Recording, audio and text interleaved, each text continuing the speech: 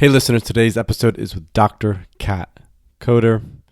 Dr. Coder is the author of After the Ceremony Ends, a companion guide to help you integrate visionary plant medicine experiences. She is a licensed professional counselor and a registered psychotherapist. She is also a doctor of pastoral science and medicine and has also attended the Transpersonal Institute, which she considers the Hogwarts, which we get into in the episode. Enjoy. Welcome to the Third Wave Podcast. I'm your host, Paul Austin, here to bring you cutting-edge interviews with leading scientists, entrepreneurs, and medical professionals who are exploring how we can integrate psychedelics in an intentional and responsible way for both healing and transformation. It is my honor and privilege to bring you these episodes as you get deeper and deeper into why these medicines are so critical to the future of humanity. So let's go. And let's see what we can explore and learn together in this incredibly important time. Listeners, do we have such an interesting sponsor for you this week? It is Kraken Kratom, or Kraken Kratom, or Kraken Kratom, or whatever, and however you want to pronounce it. This sponsor is quite a bit different from some of the other ones that we've had on the show before. We've never actually had a specific substance, which we have a guide about, because all of the substances we talk about on Third Wave are for the most part illegal, which is why we're providing education to shift that. But Kratom is legal. It's something you can purchase, and it's something that I've personally used here and there. I've probably done Kratom maybe 4 or 5 times, very, very on occasion, usually in the evening with a couple friends as more of a social thing, or go to a kava bar, try kava and kratom together. And this week's sponsor is Kraken Kratom, who strives to deliver the highest quality, most thoroughly tested kratom products available, from powders to extracts to capsules and tablets. Kraken has what you're looking for. They're GMP compliant and meet extensive quality control standards. And kratom in particular is great for a number of things: energy, mood, general aliveness, but it also has a dark side. Kratom is slightly more addictive than things like ketamine, much more addictive than things like the classical psychedelics. So it's good to use in an intentional way with some sort of ritual, and to do that in a way that helps with both the healing and the transformational process. So if you want to learn more about Kraken Kratom, go to krakenkratom.com and you can find out more information there. Use the coupon code THIRDWAVE, that's one word, for 20% off your Kraken Kratom order. Thanks so much. And this podcast is sponsored by Mind Bloom. Legal psychedelic medicine is here, and it's available through Mind Bloom. Mind Bloom helps you transform your life with safe, science-backed psychedelic therapy. If you're looking for your depression or anxiety breakthrough, Mind Bloom provides a fully guided and clinician-monitored experience tailored just for you. Some clients see results as soon as 24 hours after their first session. Mind Bloom is, in fact, our first official partner here at Third Wave, and a company and organization that we support. In fact, I'm going to start my own Mind Bloom experience in the coming weeks, and will write about my experience going through ketamine therapy to address both cannabis addiction and general anxiety. The cannabis was to cover up the anxiety, and I can't wait to share my own transformation with you. So, Third Wave Podcast listeners, you get $50 off your experience today if you use the promo code ThirdWaveIsHere. Reach your full potential at mindbloom.co. Hey listeners, welcome back to Third Wave's podcast. Today's episode is with Dr. Katherine Coder, whose mission is to help you reclaim your birthright. She's an awakener of evolutionary potential and a guide to remember one's birthright and soul essence. She weaves the ancient wisdom into the now, serving as a vessel for the divine feminine in modern times. She holds the form and the formless, facilitating the integration of the known with the unknown. This all comes from Dr. Kat's personal website. It's written in a very poetic manner, I have to admit. And speaking with Kat was wonderful. Just very easy, very flowy. We laughed a lot. The conversation was fruitful and insightful, and something that I really enjoyed. And we talk about Kat's diverse background, from getting her bachelor's degree at Wharton in economics, to serving in the Peace Corps, to training in psychedelic assisted psychotherapy, to her work at the Integral Center. So there's just a lot there. And the presence that she holds is very warm. Her heart is very present. And it was just an honor to be able to sit in space with her for an hour and do a little deep dive. Temples and divinity and her personal path, her personal healing path, the work that she does with clients. Now, we really touched on quite a few things as always. These are always fairly dense podcasts. I don't sort of have any small talk or small chatter. We get right into it. And I really do think that you'll enjoy this one as well. So without further ado, I bring you Dr. Kat Coder. I'm excited that we could do this, that we could make this happen. I know. I feel like this has been a long time in coming. One thing that I wanted to start with is, just sort of getting to lay the land for who you are and the origin story, so to say. So, I've been reading through your website. You have 2 websites. Yes. So I read through both of them. They're great. Both of them are great. You're a really great writer. I really love how you write.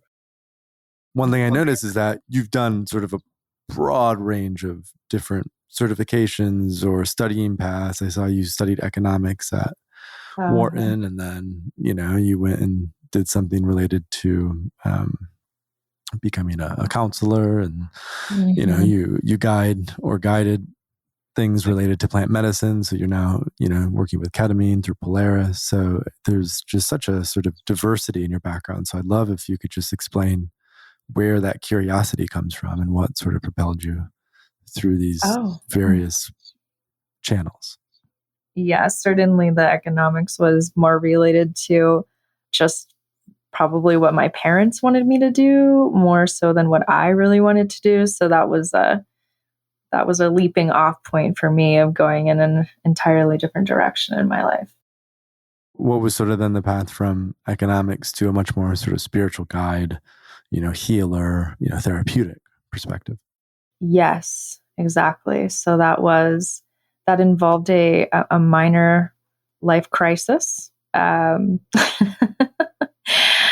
After I got back from studying abroad in Spain for a semester and realized I had no desire to do anything related to what I was studying, and went into this kind of chrysalis for about 3 or 4 months and kind of cut out a lot of my outside world and just started listening within, and ended up spirit, I think, really smiled upon me during that time, and the right books landed in my hands, and I spent time just focusing inward and finding my own chord or connection to spirituality, and just this really big desire to know the world better, to see the world, to learn about different cultures, to immerse myself and other ways of being and living. And that really prompted me to make a huge right turn or left turn in my life and go into the Peace Corps instead of going to Wall Street. So that was a big, there was a deep fundamental shift when I was around 21. I had a similar experience. At 19, I dropped acid.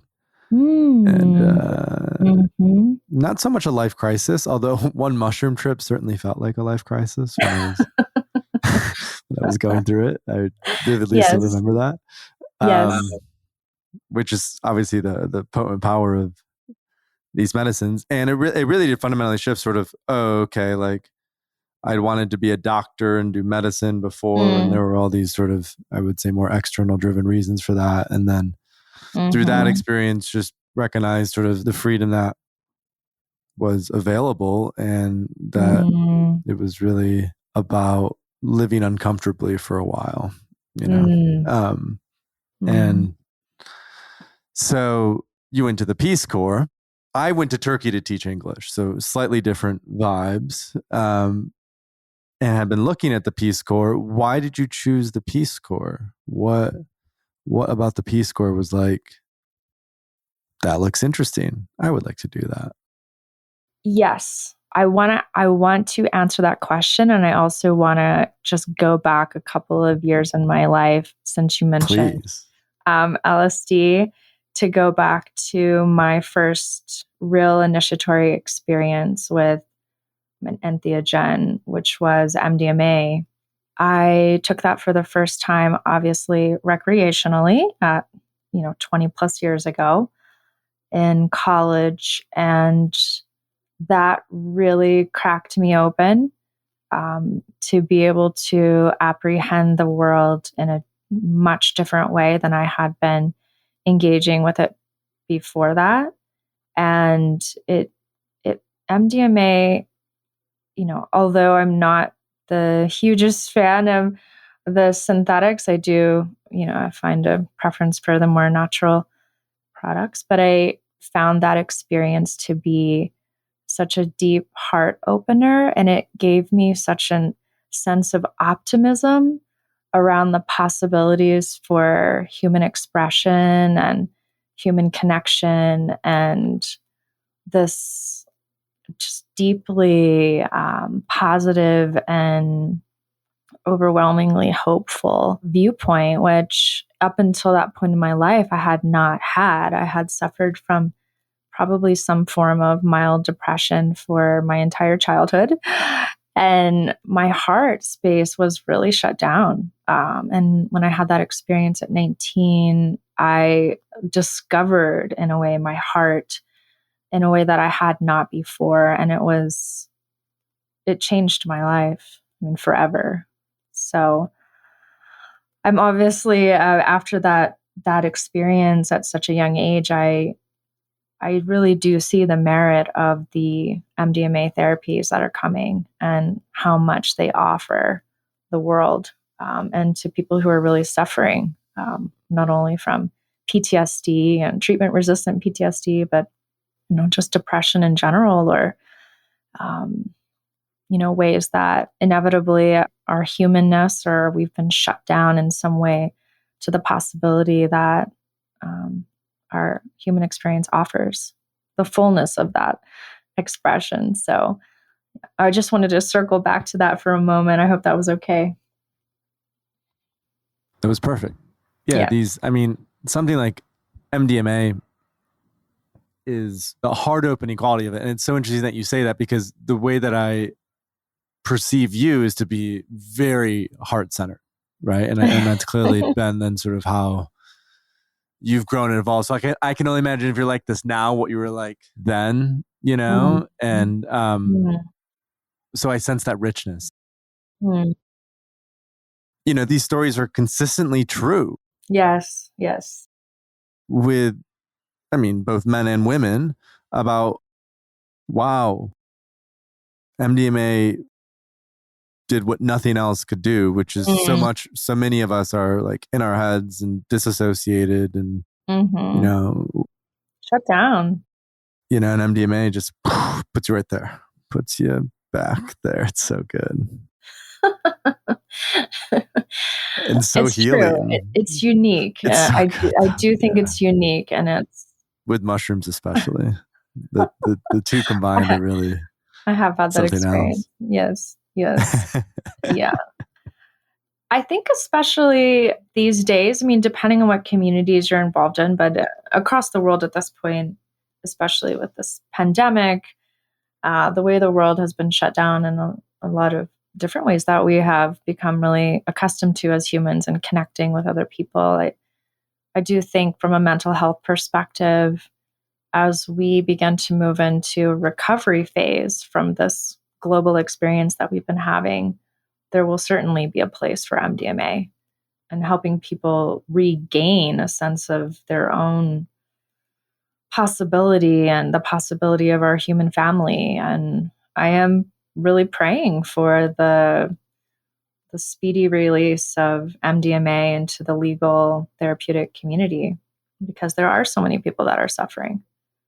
We have an epidemic of mental illness, and And I don't think that's our human birthright. I don't think we're supposed to be just living generation after generation with deep mental illness and instability. If it's broke, let's fix it. Yes, exactly. I do realize that's rudimentary I and know. pretty reductionist.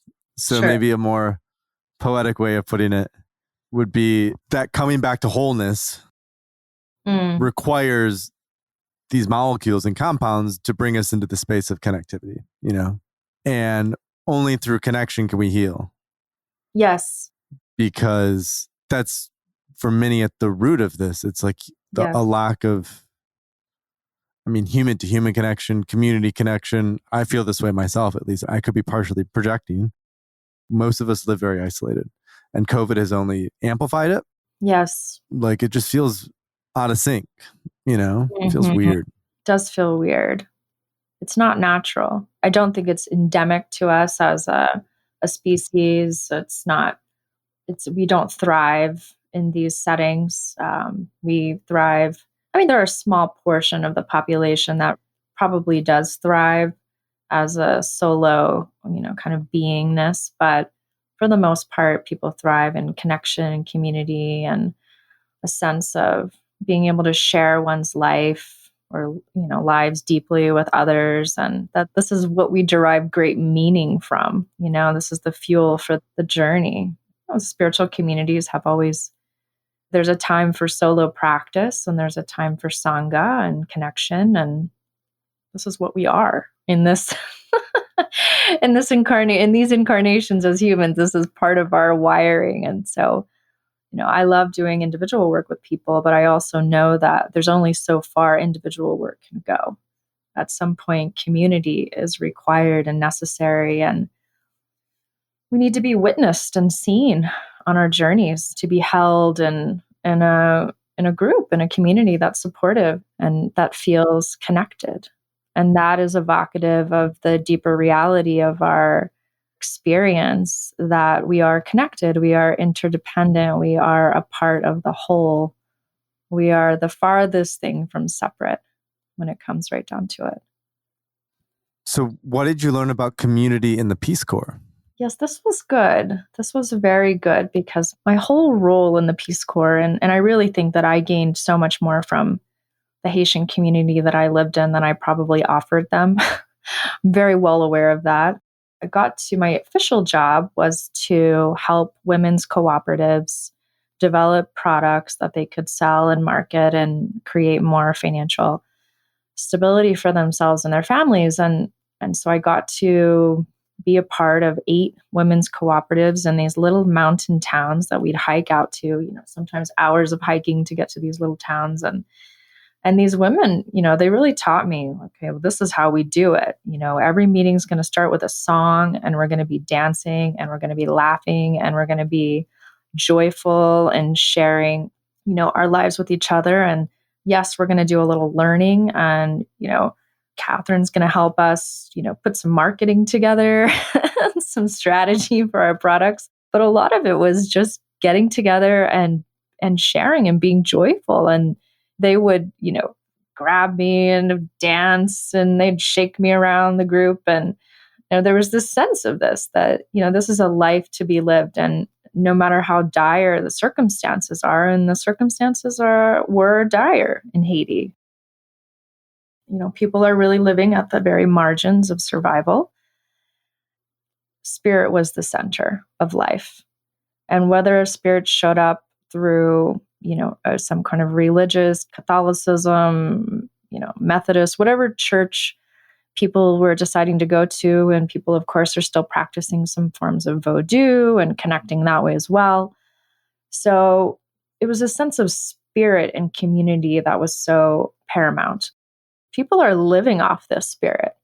They may not have enough food to feed their families, but they are abundant in spirit and devotion to spirit. And that is what drove a lot of the ability to be joyful amid very difficult circumstances. And they welcomed me. I felt very welcomed in my community, even though I was obviously very different.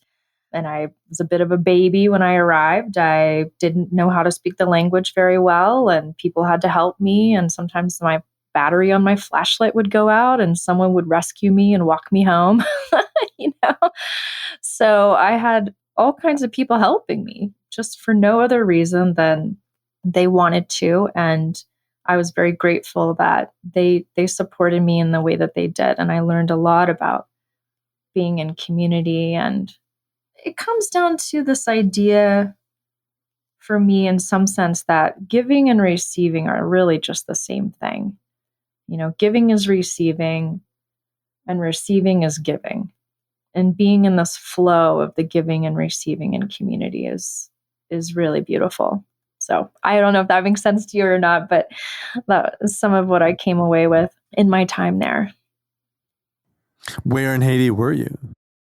So I was in a little town called Abrico, and it was this gem. It was a little fishing village right on the Caribbean. And so my home actually was just about 30 feet from the water, and I swam every morning. And, people were going to market down the little path that ran behind my house, and the kids were walking to school every day. And you're just very much a part of the life that was going on. And the Grand Dance where I was considered the most forested part of Haiti in all of the country. And so it was quite lush and beautiful. And you really get in touch with this, the seasons, the fruit seasons. And now it's avocado season and it's mango season. And, you get in the flow and the rhythm of the life and that's happening. And, it was a gift I think I gave myself, and it was a gift that the universe gave me and spirit gave me on my path. And I had a number of awakenings when I was there, spiritual awakenings, and, just grace, just experiences of grace. So it was very magical. Not easy by any stretch of the imagination, but magical in its own right. Living in Miami sort of has that feeling of bounty, coconuts and mangoes and avocados, and I'm like, yes, that's kind of nice to live in the jungle. Miami sometimes feels like a jungle, but agree. The Caribbean as well, like all these places, just there's so many resources in some ways. Yes.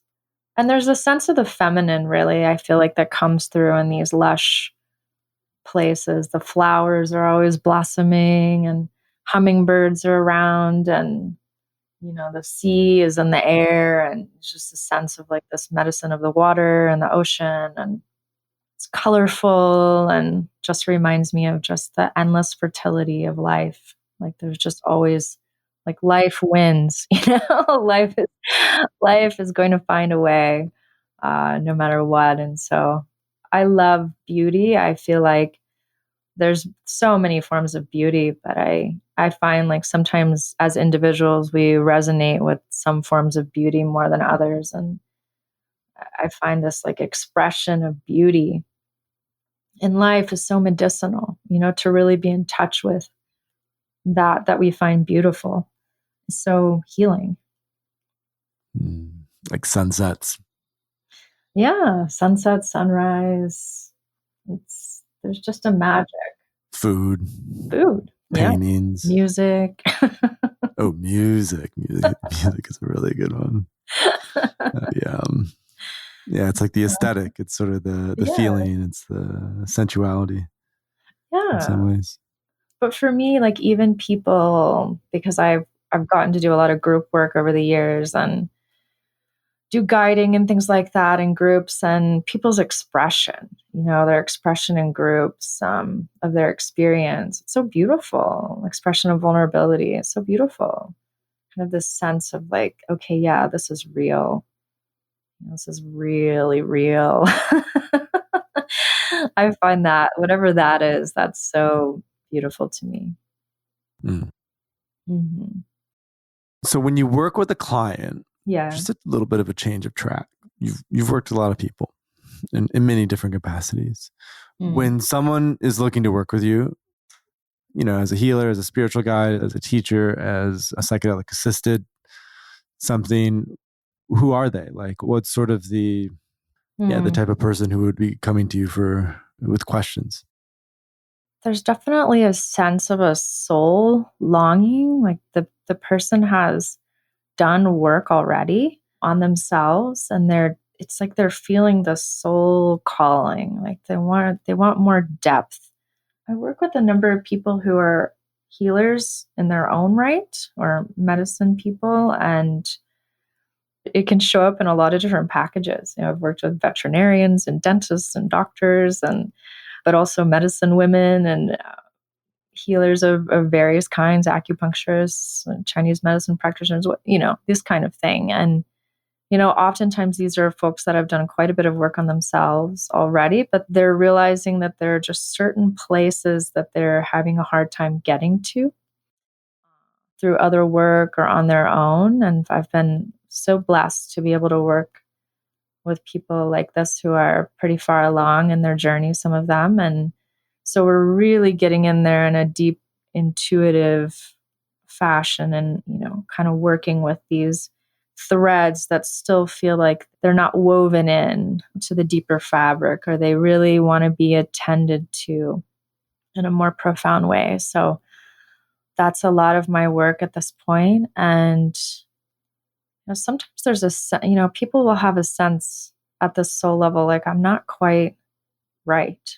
There's more, there's more of me that wants to come forward and be online, kind of thing. I really don't like all these technology words, but I do find them valuable.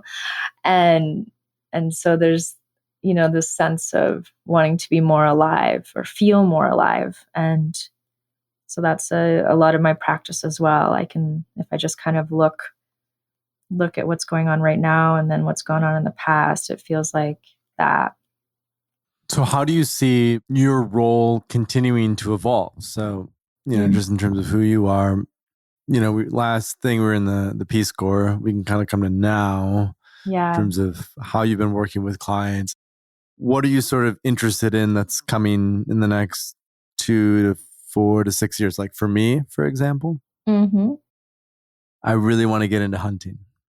I live in like Montana. I haven't really hunted ever. Wow. But was around it a lot growing up in Michigan, and thought, it'd be great to, in that process of becoming more self-reliant, so to say, Yep. shooting game and eating it and doing that whole sort of the wild thing. So I always think of my orientation as becoming more free, becoming more wild. Rewilding. Right? Within certain, that process. Rewilding, integrative living. What about you? What are your sort of future interests? Where do they lie? Well, I'm located right now in motherhood. My child will be 4 in May, and that, becoming a mother has been really deeply transformative experience. Also has really shifted my directionality a lot in terms of now it's creating a life for not only me by myself, but my son, and creating a beautiful life for him that can expose him to as much of the things that I find beautiful as possible within our circumstances, which are, somewhat modified by COVID and all these other things. But now I feel there's a sense of, I had a really strong dedication to really putting my work to the back burner for the last 3 or so years, and just really focusing on him and being there for him and really showing up almost exclusively. Like that's what I was doing with my time. And in the last couple of months, it feels like I now have more bandwidth to be a part of the external world outside of our small family, and to really build again. And so that's a lot of what my interest in over the next couple, 2 to 5 years is really building And what I'm envisioning is temple space. And so I've built that before, but now it feels like I'm building it differently and in a new way and in a different location, certainly geographically and also online, virtually, which is different for me to do that, building temple space virtually. Right now, I'm initiated the first Oinos temple experience. And so we're now in week 2 almost with that. And what's this like to really build out a deeply immersive initiatory spiritual experience virtually? So this is a new thing that I'm doing and developing, but I do see this moving into geography and to building out, on land, temple space, and providing a place of refuge for people to come and heal and connect and be with each other. And right now it looks like that's going to be in Colorado, somewhere in Boulder County, because that is where we are located at this point. And so actively looking for land to build out of. And that's this is what feels like this is my soul's longing, my soul's calling is to build out really vibrant, beautiful, community-centered space for healing and for spiritual support. So I'm putting that out there. It feels, I've said it before, privately, but it's certainly never gone so public with this desire and intention. So it feels good and edgy even to tell you little this edgy. now. We're getting edgy. Yeah, a little edgy. Cat's getting edgy. Yep. What's the vibe of the temple? This feels like what started coming through in 2020 for me was this Oinos temple, which has 5 elements. And the center element is spirit, or an ether element, and that is the formless and the absolute and the timeless. That is the basis for everything else that arises in the temple. It's the axis mundi. It's what we hold on to when we're going through profoundly deconstructing experience that is transformative. And then it follows an elemental structure. So out of the formless arises these elements: fire, water, air, and earth, that coordinate with soul and mind and heart and body. And so there's this sense of working through an elemental base for transformation and healing. And I love the elements. I was originally taught the elements by Malidoma Somé, and I've modified out of his Daggerin tradition elements that make more sense to me based on my own ancestral lineages. But the elemental path is so consistent and coherent across cultures all over the world. And so I find them to be very accessible and appropriate for all lineages, which I love. I like things that are universal. I understand that there's diversity, and diversity is the spice of life and important, but it's also good to find the things that connect us across timelines, across cultures, across geography. So the temple is an honoring of the goddess traditions and the divine feminine, but also very inclusive and welcoming and a holding of the Shiva, the divine masculine as well. And so this is really the first time that I've held a temple space that includes men. So this is new for me, but I feel like it's so important for the genders to have reconciliation, for us to hold each other in a temple space, both men and women. This is a new part of my journey, but I feel very jazzed about welcoming men into these spaces that I've typically held just for women or people who identify as women. So this feels really good to have men and women self-identifying in either of those genders come together really to do the spiritual work and connect and share and open to each other. So this is certainly a shift. Yeah, it's more integrated. Yeah, exactly. That way. Mm-hmm. and you kind of need both in the mix, right? Takes two to tango, as they say. Mm-hmm. So Mm-hmm. I think having that balance is potent. It's super important. Yes, I agree. And in the past, when I did hold plant medicine ceremony, I did offer to both men and women. And then when I released that work and I was no longer facilitating in that way, which it's now been 5+ years, most of my work became very women centered and women centric. And there was such a beauty in that. And I loved that and I loved it. And now it just feels like it's time for us to come together and witness each other's journeys, and to not be scared of having, including this other gender in our spiritual work. And I still believe there's a time and a space for women just to be together and men just to be together. But I feel that my work is really now focused on having people together. Yeah, I'm launching a new little brand thing Oh, pretty soon called Liminal, uh-huh. without the A. Okay, So okay, okay. it has Yeah. this cool sort of all caps, Nice, nice. typeface. Yeah, it's gonna look slick. And what's And limit? Yeah. it, it's an executive coaching program, and Okay. we're only offering it to men at this time. Ah. It's going to be for like 8 men, right? Mm. Because the coach who I'm working with, who's actually, he lived in Boulder for 15 years, was a Oh, psychotherapist there. His name is Jeff Hanslick, uh-huh. and he had sat in I've had him on the podcast. He sat in several hundred ayahuasca with the Santo Daime, and Wow. then 15 years of psychotherapy, and then moved to New York, became an executive coach, and works with some incredible clients. And because of both of our backgrounds in psychedelics, we were like, hey, Mm.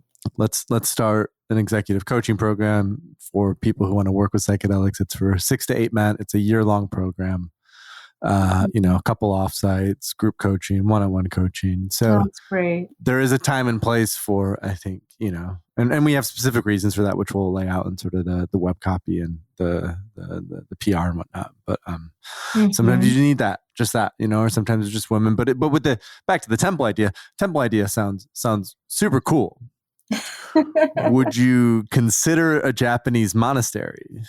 Or you could just transport one over from Japan, you could build one. What's sort of what is it, more Scandinavian, or maybe are we combining the two? It's more Japanavian, or are you having like a Japanavian Yeah, vibe? yeah. Well, Yeah, the I Japanavian vibe. do like the mixes for sure, syncretism and whatnot. But I really am seeing like domes. I'm in love with this sort of dome architecture right now. I don't know if it's so whimsical.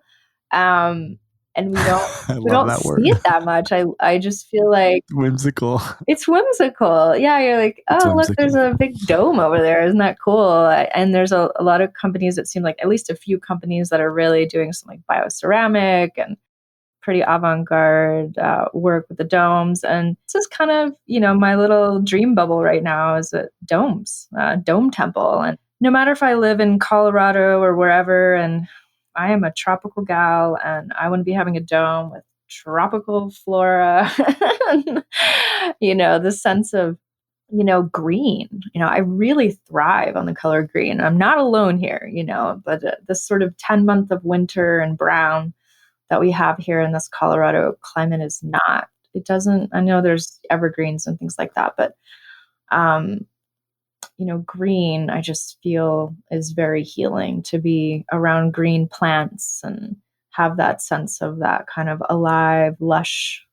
So we'll be having in these whimsical, magical domes. There will be green plants all year round, just creating this like kind of refuge.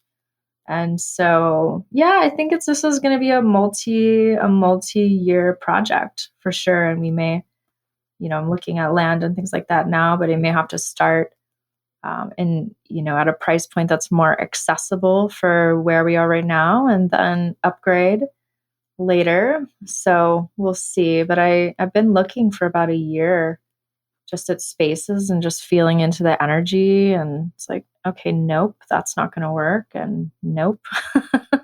There needs to be a water element. I feel really clear that there needs to be some kind of water element present. And I am very much into creating shrines these days. I have 3 shrines in my backyard right now, and my backyard is tiny, but we're making offerings to the shrines regularly. And I feel like, Japanese culture in some way reminds me of like this, since you mentioned, a Japanese monastery. I feel like this sort of devotional practice of really offering to shrines and connecting with shrines on a regular basis and fire ceremony and things like that. This isn't something for a special occasion. This is something for, everyday life, and it's a sense of connecting, connecting to spirit, connecting to ancestors. And so that's been really lovely. I built a Kuan Yin shrine during COVID, like the earlier part of COVID last year. And that feels really beautiful to connect out there. And now we have a shrine for the ancestors. So we're feeding our ancestors on a regular basis, and just to create space where, yes, you can come and, connect to these shrines and sit and pray and meditate and make your offerings. There's an amazing Ifa temple space in Florida, like northern Florida, outside Jacksonville. And this priestess, Ayavasa Nimark, she's an artist, and she has built these incredible shrines to all of the Ifa energies. And she has a beautiful like earth goddess that she's built. And when you visit her land, like whenever I've gone, you go buy all these offerings, and you bring a whole bunch of stuff to her land, and just you can kind of go around intuitively and make offerings how you want to make offerings and pray and connect. And gosh, this is the kind of stuff that I just love. And maybe it's the feminine, the divine feminine, that Shakti, that's like, oh, let's create beauty and manifestation, connect, and, have that bhakti practice, devotional practice. And there's something just so magical about it and restorative. And so I feel a sense of that. Vasa has been an inspiration to me and in my work. And I so appreciate that she's kind of just over there. She bought some land, and her husband have been creating this sanctuary, and it's amazing, so that like, this is what I want. I want to offer something like that back to the world as well. You've been involved in the psychedelic space for some time in some ways. Mm-hmm. So you have a pretty rich, obviously, background with these medicines and ketamine through your own training. Just starting the ketamine training. Yeah. Mm-hmm. Ketamine's interesting. I like ketamine. And it has a dark side, but we won't. That's for another podcast. Oh, I know it has a dark side. I have clients who are addicted to it. Yes. Yeah. Definitely has a dark side. Mm-hmm. What's your take on the space right now? What's your sort of understanding or perspective or awareness of just the development of the space, sort of the players, the programs, the companies, the research? Mm-hmm. Yeah. What's your take? Mm-hmm. Because it's a really interesting thing that's happening right now. With all this. There's a lot going on, certainly. And I'm not steeped in all of it. I do think like we are certainly moving to legal use, illegal therapeutic use. And Portland, like we're going to watch what happens in Portland, absolutely, to see what develops there now that they've legalized, so many of the medicines and decriminalized so many others. And so I think there are interesting models. There's this conversation, I think, that's going on, and maybe it's not a conversation, and maybe it should be, between sort of medicalized models and more shamanic models. And these are very different approaches to working with these medicines. And so I would say my bias, if I could call it that, I could definitely call it my bias in working these kinds of medicines, is that I do prefer the cultural contexts that revere the medicines as teachers, and they're not just seen as some kind of like a pharmaceutical product. There's a sense of the spirit of the medicine, and that's honored. And I think that, the indigenous traditional cultures that these medicines came out of, a number of them, they hold these medicines with reverence and as sacred and, as teachers in their own right. And that's my bias. I prefer that as this, psychedelic or visionary plant medicine world opens up into more and more access, legal access for people who are suffering or needing support, that this reverence for these teachers is retained. It's a point of question or inquiry for me, or just watching how will all of this really come out? Will there be just a little pill for, that, or a little strip? I know in Canada they're working on like a psilocybin strip, that you can just ingest. How is the space holding going to be? How is this the tending to the space as clients are taking these, would be like legal psychedelics for therapy? How is that held? Will it be more austere, just sort of like the medical, like clinical model, or will there be more sense of like retaining some aspects of the traditional ways of working with them? I hope this is making sense. When it seems to be a both and, it makes total sense. I mean, Yeah. if you see, right, like there's the FDA, Yeah. the medicalization through the FDA, and then there's like the people in Oakland can now have ceremonies. They can't charge for the medicine. They can self-organize ceremonies. Mm-hmm. And then the state of Oregon is sort of the in between. It needs to be a qualified practitioner, but they can essentially provide mushrooms to clients who have a clinical reason. Mm-hmm. So the preference is the more localized, the better, because something like the FDA requires a certain level of standardization, which inhibits overall adoption. Yes. And I think inhibits some of the deeper healing potential. So I think you'll just see, my understanding of it is the molecule version will be more sanitized. Mm-hmm. Mm-hmm. And the ceremonial version will just come with a lot more richness, a lot more depth, a lot more community. And I think generally, as time goes on, more and more people will prefer the ceremonies to the sanitized clinical version, But we'll see. Right. I think the companies that can do it both really well will be the ones who are most successful. Yes. And help develop that and build that. Yes, I would agree.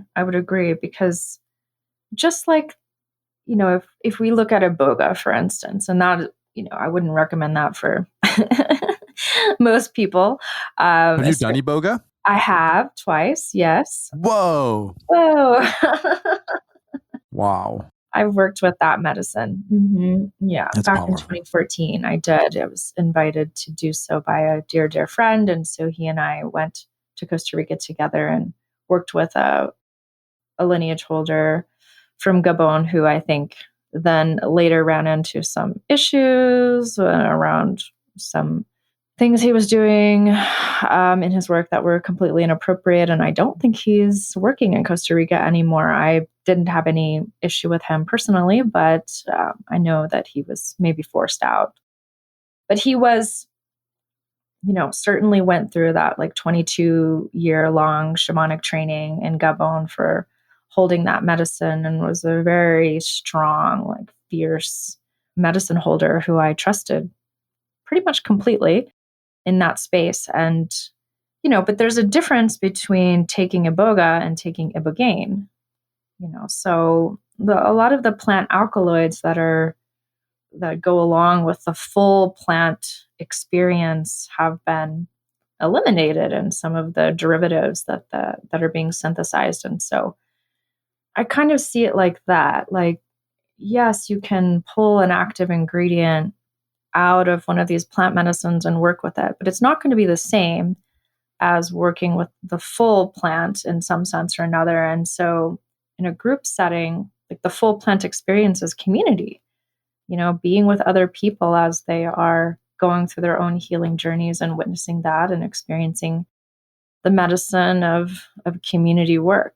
Community is its own medicine all by itself. And so I found in my previous work with psychedelics and also with plant medicines that the community piece is huge. There's not a substitute for that. Working on one's own can be extremely helpful, but Community is paramount. And it feels like that's what churches are just going to turn into, and places of worship, like as more and more people leave regular churches.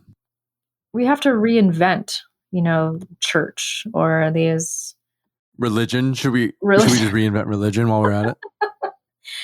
I have this book that I haven't read yet called the Immortality Key, which is looking at those earlier roots of perhaps like these sort of experiences.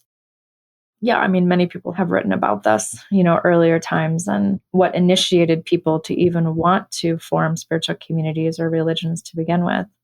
So it was usually the plants. That's typically plants. What I usually come back to. It's like, oh, it's usually the plants. I mean, there's exceptions to that, but I would say the vast majority there's some sort of plant-induced vision or experience or some experience, whatever it is. Mm-hmm. Mm-hmm. Yeah, connected people to a larger consciousness, and they realized, okay, there's a lot more going on than I thought there was. So yeah, I find church has been sterilized really of spirit, and my travels through the world, especially, I spent a month in Togo in 2006, and I was so curious about Haitian culture and where Haitian people came from that I embarked on this whole pilgrimage to West Africa to try to connect with the original roots of the Haitian culture, and ended up having these opportunities to go to church services and in Lomé of all places and some other parts of Togo, and like this incredible spirit in these church services. Some people have just continued their connection of spirit and they are doing it inside of a church setting. But I found that the church that I grew up in was so divorced of spirit. It was torture going there. I hated it so much. And I didn't really have an option not to go. So I just had to make do. But to kind of come back around to, gosh, spirit, like what's it like to really be in touch with spirit and how spirit be driving these community encounters? That's different. That's really different. And so I think there's certainly plant medicines, psychedelics initiate people into connection with spirit often. And so those settings do offer that type of connection or ecstasy or reverie, revelation. I think that's how they wrote Revelations in the Bible. They were probably just smoking a bunch of DMT. And then they're like, damn. That's what we should just rename it. Revelations. DMT inspired. Right. I have no idea about that, but I don't think that's I have true. no idea what was going on in Revelations or what the burning bush was something DMT infused. That seems fairly assured. I've talked to people, I haven't received it personally, but people who receive these Buddhist empowerments. I mean, they've talked about kind of like these full-blown psychedelic experiences they have just being initiated into these deeper empowerments. So I think, what these plants or psychedelics offer can be offered and received outside of any sort of use of any kind of substance as well. And, I've had just, without any form of substance or of any kind or plant or otherwise, I've had, full-blown non-dual experiences, like being dissolved into the cosmos, and those have happened outside of anything. My interest also at this point is helping people connect to spirit outside of any kind of plant or psychedelic use, because that is a possibility. Those kinds of experiences are so much easier to integrate in some way than some of the plant ones, because, I wrote a book on integration, and it is in a way, it's like written in a harm reduction kind of model. But I feel like sometimes in this community of working with psychedelics or plant medicines, we can get really caught up in it, like it's the only thing. And one of my key teachings moving towards integration 5+ years ago, exclusively integration, is that, we think that world is like the world, that visionary world. Oh, that's the world. And this world that we're in, it's like kind of small and that world's kind of big. But then coming back to this world, what I realized is like, no, this world is really big. there's a lot of possibility in this world, and integration offers the possibility to move those experiences into, real life. I mean, that to me is where there's a lot of magic. There's the possibility of a lot of magic and integrating these deeper experiences into our daily life. Totally. Yeah. Wizardry. Like Hogwarts, almost like Hogwarts level magic. Totally. Yeah, Hogwarts. Yeah. Totally. I like to say that my graduate school experience was like a mini Hogwarts Academy. Right. Yeah. Oh, that's fun. That sounds like a good conversation starter for when we pick up next. Yes. Your Hogwarts inspired. Yes. Background. Yes. Yeah. I mean, it really was. The school that I went to literally was there for 30 years. And then after I left the school, it pretty much disappeared. And it was bought out by some other institution. And I consider that the school that I went to was like a portal, like opened and it closed. And everybody who went through there in those 30 or 35 years, they got the experience. And now it's no more. I mean, it's literally gone. Interesting. Yeah. What was it called? Institute of Transpersonal Psychology. Okay. The first transpersonal psychology school. Certainly. Was that the one that Jim Fadiman started? Yes. Oh, that was Jim. Yes. Jim was such a Jim. We're actually interviewing him next for the podcast. He's you are? Oh, next. Yeah. He wrote an endorsement for my book, and I've been so appreciative that he was so keen to just read it and offer his support. I feel really grateful that he leaned in, I'm like, I'm a mom and I haven't really been able to market my book at all. He's like, I'm happy to help you. So he's been, it's nice to have that kind of like elder energy around as well. Yeah. He's like a great uncle. Yeah. Definitely a different kind of uncle though. Yeah. Maybe not for you, but I didn't have any uncles like that. Right. Yeah. Officially. Well, this has been fun. Kat. This has been so fun. Yeah. Thank you. Where should, people want to find out more about your work and what you're up to? Where's the best place for them to go? Sure. So I actually just launched a whole new portal for my work this week, maybe yesterday. So folks can find me at Ava Medicina. Ava is a spiritual name that came in for me about 7 years ago, and I'm launching it and debuting it now. So that would be www.evamedicina.com. And pretty much you can reach everything else through their email. I have a new Instagram account that I'm nurturing, like a little shrine that inspirations and teachings are going there. I have a community on Facebook as well called La Medicina. Offers free things, free events, experiences and teachings and things like that. And so you can pretty much find all my the new and the best of the best. Everything's at Ava Medicina these days. Perfect. Well, Kat, thanks. Yeah. Thanks again so much for doing this. It was lovely to connect. Yeah, thanks for having me. Absolutely.